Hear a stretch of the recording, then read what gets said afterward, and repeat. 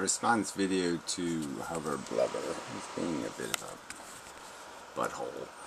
Anyway, so a little history. The argument was being made about procreation. His argument was pretty explicitly, if you don't have a kid, somebody else will. That was effectively his analogy.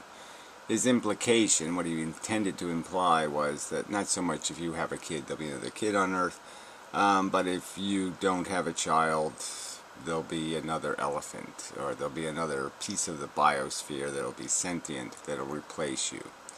And now the first argument you can make from the human point of view, is that most of the people living on Earth are not consuming civilized amounts of resources. So clearly we could be doing a lot more environmental damage if the people in Africa were living like the people in America, or the people in India were living like the people in America.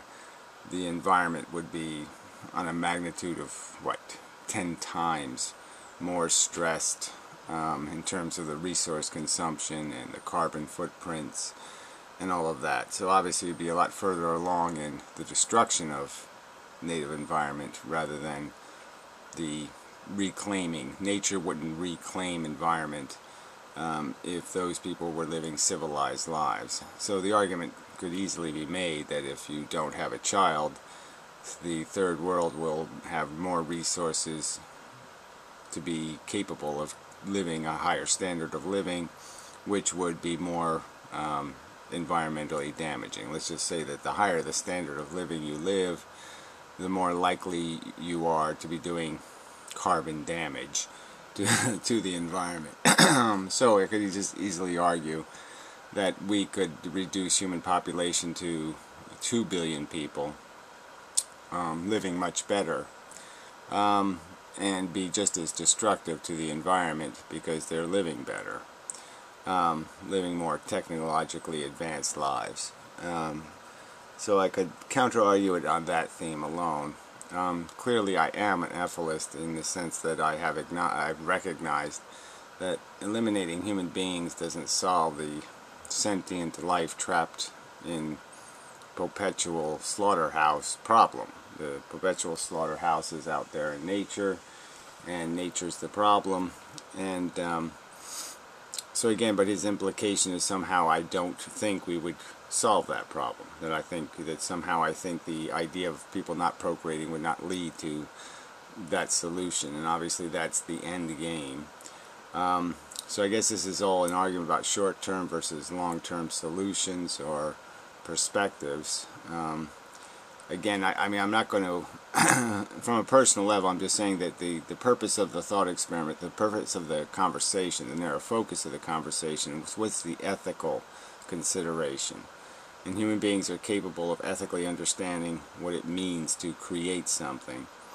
They're capable of understanding that that creation is an imposition, then it doesn't come with consent, and that they're violating consent, and that, you know, there has to be some sort of, the human would have the obligation to basically demonstrate that somehow having a kid has some direct impact, that it has to have a direct impact in some kind of positive way in terms of destroying environment, that your kid will, as an actual fact, you know, in some way displace animal suffering. You know, I mean, I know this is very convoluted, but that's the argument he's forcing me to make, and it's like, why I shouldn't even have to go there. And first off, the ethical argument is about the idea of consent and the higher obligations created by not having consent, which is the narrow focus of the argument. But beyond that, like I said, it's you can argue these things in simpler ways and just say if your intent, it just kind of depends on intent, and with intent you can mitigate against byproduct, incidental, unintended consequences can be anticipated, and there are intended consequences. So obviously if you have any kind of forethought, it's going to be, you're doing this activity in an environment where other things are going to be done, and no one would have the expectation that you would reduce human population to, say, 1 billion people or 500 million, and they wouldn't be of a mindset to continue the process and do what was required to finish the job, so to speak. But that's a whole nother conversation. There's so many ways to reduce biomass. You could go to the Venus as the extreme. You could just go to Venus, and you could say, why is Venus not Earth? Okay, it's hotter than Earth, but why? It's because of its atmosphere. It's because of the greenhouse effect, and we could certainly greenhouse, which would be really brown house, planet Earth. I mean, we can make it really, really hot here, fairly easy, technically, I think. But there's lots of technical ways to reduce the carrying capacity of the Earth. There's deserts right now that are maintaining themselves, and lots of them are growing because of humans. And it doesn't seem to be all that hard to do. It seems pretty easy to expand a desert. And deserts have their own ecology, but there's certainly an ecology that is, 1/1000th of the richness in terms of biology. The energy doesn't manifest in the form of a sentient life form very often in the desert. So this is a thermodynamics argument. Basically, it's just this whole conservation of energy thing. And the fact is what form is the energy in that's hitting a planet? Is it in the form of animated sentient beings, or is it going to be in the form of heat, or some other movement of lava or whatever, some other movement, some other expression of the photons banging into the place. So yeah, I still, but say that wasn't the conversation. I'm not terribly interested in this conversation about whether we can kill life. I think it's just idiotic for people to think it's somehow invulnerable now, that it has some super shield, and that it's completely a done deal that there'll always be sentient life on planet Earth. Human beings have spent absolutely no intellectual capital, no neural time, doing any extensive contemplation of methods and means to sanitize Earth. And there's lots of very powerful methods of radiation and chemistry, even the crude chemistry of the greenhouse effect. You just put a few particles into the atmosphere and you might be able to hit a couple 100 degrees and pretty much sterilize neurological life off the face of the Earth. But I just don't see any fruit in that conversation. The conversation is really about what is the truth of our circumstance. Is this just a stupid, idiotic, feudal slaughterhouse? And should that be the problem we're trying to fix? Or shall we play silly games, silly word games, to find excuses and rationalizations to continue behaviors we know to be not only unethical, but in the long term, not a solution to the problem? Dealing with our alcoholism or something, our excessive procreation, you're not going to fix it by doing it. That's just idiotic. You're going to fix it by demonstrating you can fix it. And once you demonstrate you can fix the personal problem of getting over your own ego and having kids, then the next problem to get over, to fix, is communicating with other people that there's a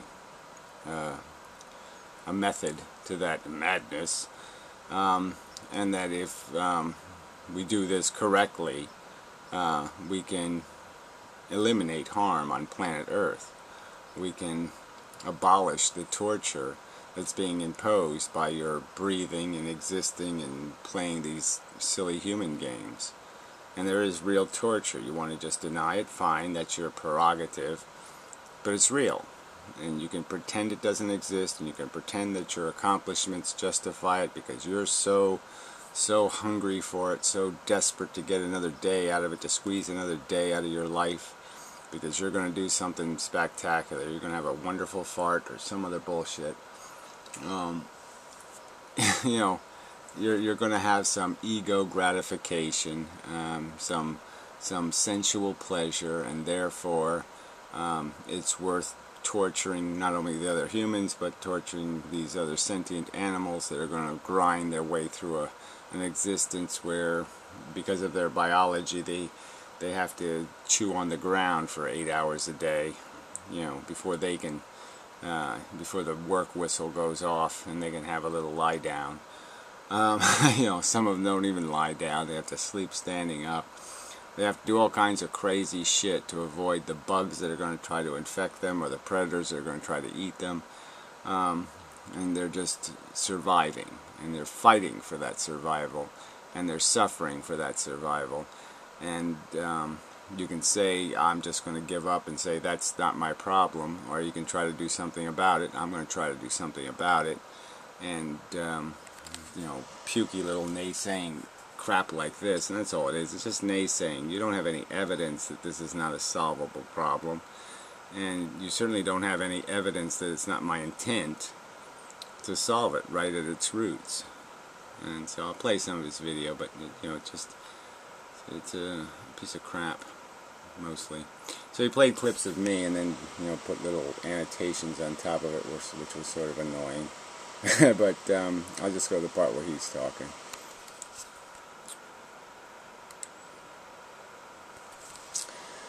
And hopefully I'll go there if YouTube can handle the job. Yeah, it is a little bit annoying. You let a video sit for, it's only been 10 minutes. And sometimes it just won't play. Suggesting that we, you know, try to persuade animals of our ethical standards. Well, he found it offensive that I implied that he would. I implied that he would think we could persuade animals. No, I was just pointing out, okay, that, you know, the thought experiment was for the purpose of human behavior and in a ethical construct, and then you bent it into some sort of biosphere argument about what would be the net effect on a biosphere. And, you know, frankly, who was prepared for that conversation? You know, that's pretty complex dynamics, and you want to sit there and have a conversation about what the effects are. Well, I'm saying that, giving it a little bit of thought, I'm saying here I found one catch already. Okay, the catch being civilization. That if you have less people on Earth, you have less chaos, then maybe more of those people as a percentage will achieve civilization. And if they achieve civilization, they will utilize more resources and therefore be even more expensive than your child, theoretically. I merely meant it in the same way that, I mean, you know, like animal welfare legislation, we're not, you know, they're not designed to inform animals of their rights and obligations. I don't even know what that means exactly. We're not obligated to inform animals. Yeah, what we are obligated to do, though, is to acknowledge their welfare. They're the incompetents, we're the competents. So we're the one that has to exercise or make the decisions for them. And if we're making silly decisions based on our ego and our ambitions, I would argue that that's a projection of a silly personality given to the animal. You're giving it a silly intelligence. The idea is to, what would it do if it had intelligence? If it had knowledge of its circumstance, would the lion eat the gazelle? I'm saying no, it wouldn't. Okay, I'm saying if Tyrannosaurus got intelligent, Tyrannosaurus would have an ethical dilemma. He might have to sit on a rock somewhere and give it some thinking and say, gee, this is a terrible position to be in. You know, maybe I can come up with some kind of euthanizing chemical or do something. I mean, this, you know, grabbing other animals and tearing them up, and, you know, half the time they wiggle away and, you know, they're all injured and die anyway. You know, I mean, this is no way to live. The Tyrannosaurus could do that. And if I want to give the animal the benefit of the doubt, what am I going to turn into, some sort of Arkansas Bubba? you know, who just says, blood, blood, blood, blood is gush, gush, gush.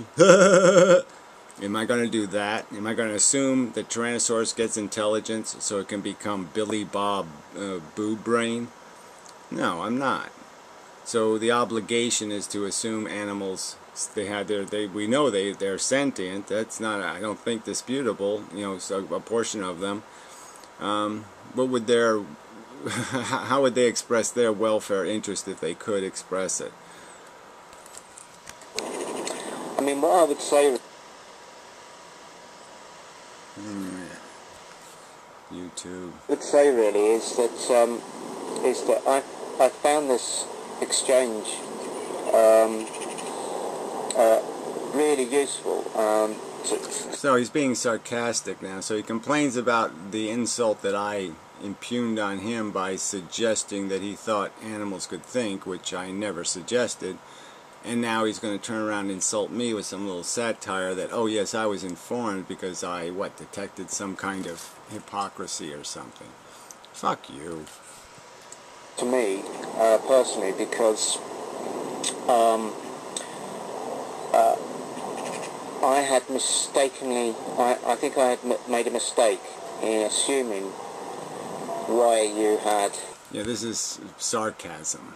You know, nobody else who's watching the video will probably figure that out, but he's being sarcastic. Abandoned AN in favour of, you know, an extension to the animal world, and I thought... Yeah, so he just said, basically, I became an ethicist because I recognized that getting rid of humans doesn't solve the slaughterhouse problem, okay? The slaughterhouse, 99.99999% of the torture going on Earth is not happening to human beings, it's happening to other sentient animals walking around on planet Earth. You had dismissed AN for the same reason I had. Well, I haven't dismissed it, I'm just saying it doesn't go nearly far enough, it's not good enough, it has to be made more rational by dealing with the real problem, which is life itself. That's why it's life spelled backwards, because it's the nature of life itself that is the plight, the blight, the horror engine, the fuel for nothing good happening. Which was, you know, I could see the obvious conflict there is between AN and ethylism, if you want to call it that. Yeah, well, that's what we call it, yeah. Whatever that means. But, you know, there's a reason why the Benatar guy didn't extend it. You know, he's going to speak for Benatar. No, the reason why he didn't extend it is because he was just trying to point out how human beings have this optimism bias and all these other psychological issues in terms of projecting value on existence. And that animals have no such projections. They have no ambitions. They don't even intend to reproduce. Okay, it's a byproduct of their desires, and their desires don't have anything to do with speciesism or extending their race or doing all of the crappy bullshit that human beings are doing. So he just stuck with the human argument because that fits with the asymmetry argument, which is just acknowledging the fact that you're not going to gain anything here. You're creating needs that don't need to exist, and that's just plain out stupid when harm is the byproduct. When now you've opened the harm door and said, yeah, let harm happen for a purpose that doesn't need to be accomplished. Okay, the gratification of a human perception. Okay, the Martians not being here is not a blight on the universe. The Venetians not being here is not a blight on the universe. There is no pain, there is no suffering, there is no fucking harm, there is no degrade in any way whatsoever, and the same is going to be true of non-existence on planet Earth. And that's the argument he was making, and I think it's just kind of gross of you to sit there and pervert it and say he avoided the subject for this kind of reason. I don't think he's afraid of the subject. I'm just saying he'd think he would need a book that's about 3 times thicker. Because getting into all this biosphere bullshit, okay, is a lot more complicated. Your intentions don't have to be complicated, but obviously the means are going to be complicated. He sort of hinted that it might be extended to He didn't hint that it might be. He said it overtly, okay? I'm taking that part of the subject off the table, and I'm just going to deal with human bullshit this time. Alright? But he said it pretty clearly. This is a real problem. Sentient life on Earth is sentient life on Earth, and that's the real problem. But I'm going to deal with this human delusion, because humans have the power, and humans are the ones living the delusions. To the animal world. But he didn't go there, and I think he probably didn't go there for the good reason that... Yeah, so just imply that he's somehow afraid to deal with this argument that somehow we can't create deserts, or we can't create sterile environments, or we can't create carbon in the atmosphere and create a dramatic and substantial environmental change. Yeah, I guess we can, especially if we're doing it on purpose. You can find yourself in kind of weird places where it would make sense. You just find yourself in complex places where you have to explain what, doing things in, different methods used at the same time. Like, say if your approach is to kill some sort of disease in a human being, your therapy, like in AIDS treatments, might be more than one drug. It might be a combination, a mixture. You might do different things to make the thing happen, and so it's going to be a little bit complex having a discussion about what's the best therapy. Should you go with chemo or radiation in this order, in that way, and what's the optimum way? And I'm just saying this is a complex technical argument that I see no purpose in having when it's our intent that we need to have an argument about first. First we have to get to the point where this is what we want to have happen, and nothing good is going to happen on planet Earth if we don't make it happen by desire, by intent. Okay, that you're reckless procreating, your idiotic notion that, well, just have kids but some other asshole will do it, it's just going to create massive chaos, and it's going to make us capable of doing anything rational. So by that argument alone, I can discount it by saying even if it created more sentient life on Earth, the long-term impact is it creates more chaos in its thinking, more chaos in its behavior, which is going to just create more harm in the end. So creating more human beings to create more chaos, to create more dysfunctional behavior is not in anybody's benefit, human or animal. For you to have a child, if it meant that, you could waste, if you like, resources on that child, which would otherwise be used by hundreds of animals. Again, this argument could just be made that as the third world progresses, its carbon footprint is going to get higher and higher and higher, and this is a completely unsustainable from the position we're in right now equation, right? There's no way they can have our civilization, our level of civilization, without the environmental impact essentially doubling or tripling. Their populations are massive. If we brought them up to our per capita energy use, you're talking about massive pollution of the environment by the current technology. So unless we come up with some kind of miracle clean energy, that equation alone is the death. So this argument that somehow there isn't something already happening that makes your notion that somebody else is going to rape the woman anyway, so you might as well rape her, I think really idiotic. To go about their business, and that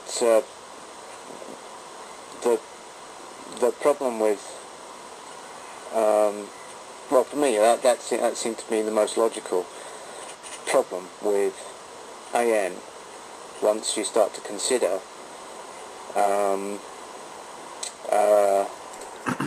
well, again, that's why I'm not just an anti-natalist, is because, yes, obviously if you just slowly decline human population to eradication and give the world back to nature, nature will just make tyrannosauruses, and, yeah, it's not a good game.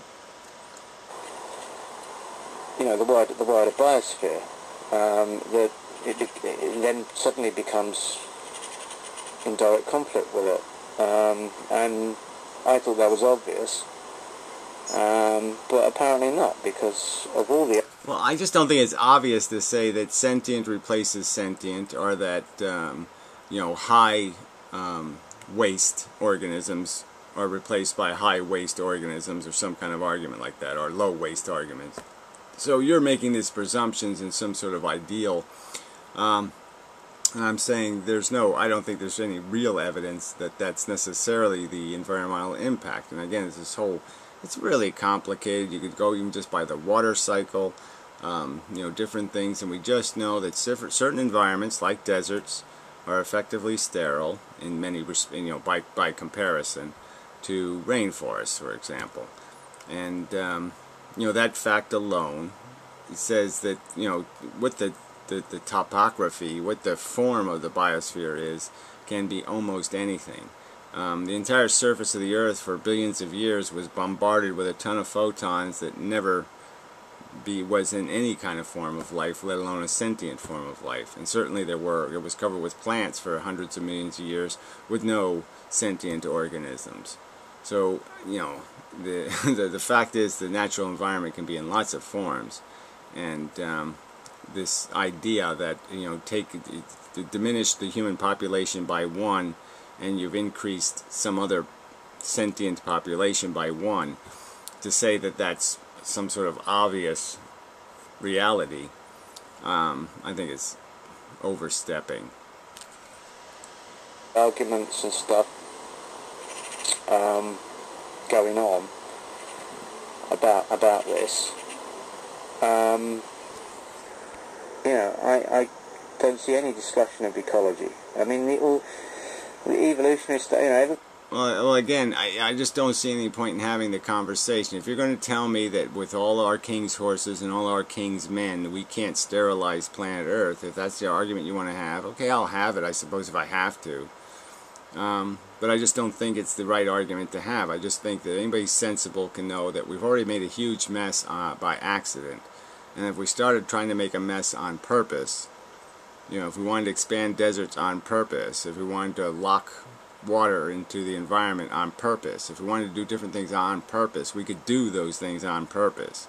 So I just don't see any point in getting into the nuances of what the last humans on Earth are going to be doing as processing of the Earth to shut it down, to put drapes over the furniture and lock everything down for a nice quiet rest.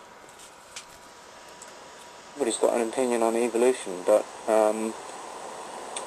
really I don't see and that's my thing too. I'm interested in evolution or whatever, but I really can't see that it's particularly relevant to this topic, or it's. I don't even know what that means. It's not evolution is not relevant to the topic of whether or not we should exist and what form life should exist, if life should exist at all. Well, I think it's pretty much fundamentally important because it's the process that creates these idiotic extra features that have no real function except to make messes, create harm. Insignificant compared to ecology. Evolution is insignificant to ecology. Well, that would be really hard to sit there and add that up either, so I don't know what you're saying here. Yeah, so that was kind of strangely useful. So that's a little bit of, like I said, sarcasm, strangely useful. So whatever. Again, the context of the conversation is about the ethics of the behavior. Your claim is that you can't defeat the unethicalness of your circumstance. You are inevitably a participant in something that's out of your control, and that no matter what you do, it's going to do it to you. And really this is about a philosophy, and it's about the idea that this philosophy would be in the minds of the human race, and the human race would do something about this problem. It's really hard for one individual to fix anything, but to argue that, you could almost make the slave argument. You make lots of arguments about somebody refusing to participate as if somebody else wouldn't buy the slaves, or somebody else wouldn't do business, or somebody else wouldn't do it. Well, the fact that somebody else is going to do it doesn't change my obligation not to be a polluter. I mean, if everybody was polluting, and that every bit of garbage I threw out was going to end up being polluted into streams or thrown into some other environment or done that wouldn't change my obligation to try to do better than that. I try to avoid being a participant in that. So even on the strictest ethical perspective, the fact that you are in a futile circumstance would not change the fact that you have, if you have any integrity, you're not going to be part of the futility. Because you know, if enough people think like you, then the problem is solvable. But if everybody just acquiesces to the problem, then it's not solvable. So if people have to resist the behavior for the behavior not to be a meme or majority behavior, and then it's possible to fix the behavior. But if everybody thinks they can't change anything and they can't fix anything, then nothing will get fixed. That's this most certain way to lose a war, is to have everybody surrender or run away. But if you have the guts to say, I think we're gonna get our asses kicked, and to still do your job, that guy, those people, are the ones that can make it happen, alright, just by demonstrating that little bit of courage. So, fuck you. I think this is just a terrible way to evade the real subject, which is life functional and efficient? Does it run a profit? That's the real question here. And once you have the right answer to that question, then you can do something about it. But if you keep evading the question and running away from the question, you can't do anything about it. That I will concede. So, fuck you for this bullshit. Till next time and such.